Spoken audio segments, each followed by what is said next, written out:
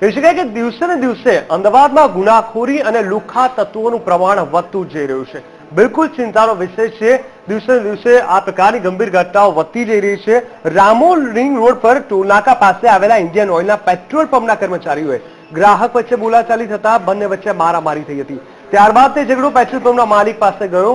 તેને પણ આ બંને ઈસમોને સમજાવ્યા, પરંતુ તે સમજ્યા નહીં અને ઝઘડો કરી ત્યાંથી નાસી છૂટ્યા હતા। ત્યારબાદ તલવારો અને દંડા લઈને લોકોનું ટોળું આવતા ઓફિસમાં તોડફોડ કરાઈ હતી। તો આ સમગ્ર મારામારીની ઘટના સીસીટીવીમાં કેદ થઈ ગઈ છે। પોલીસે સમગ્ર મુદ્દે વધુ પડતા લોકો ભેગા થઈ જતા રાયોટિંગનો ગુનો નોંધ્યો છે। આ પેટ્રોલ પંપની અંદર અમને ફૂટેજ મળ્યા છે।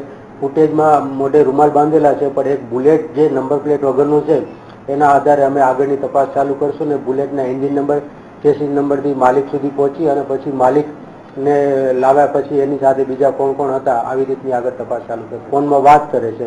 મીનવાઇલ આ બંનેને પેલા કર્મચારીએ કહે છે કે અત્યારે પેટ્રોલ પંપ પર ફોન પર વાત કરવાની મનાઈ છે, એમ કરીને નાની મોટી બોલાચાલી થાય છે।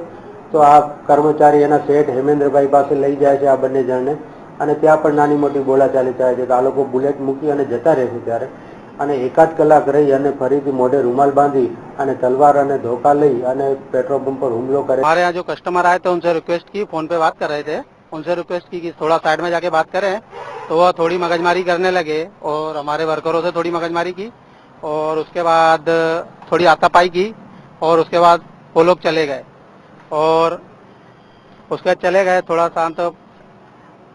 और उसके बाद वो क्या है कि रात में 12:30 1 बजे के बीच में आए 8-10 लोगों का टोला लेके और तलवार डंडे अंडे से लेके हाथापाई की और मारा। हमारे वर्करों को लगी हुई है और एक कस्टमर को मारा हुआ है, वो इंजर्ड है, अभी कोमा में है।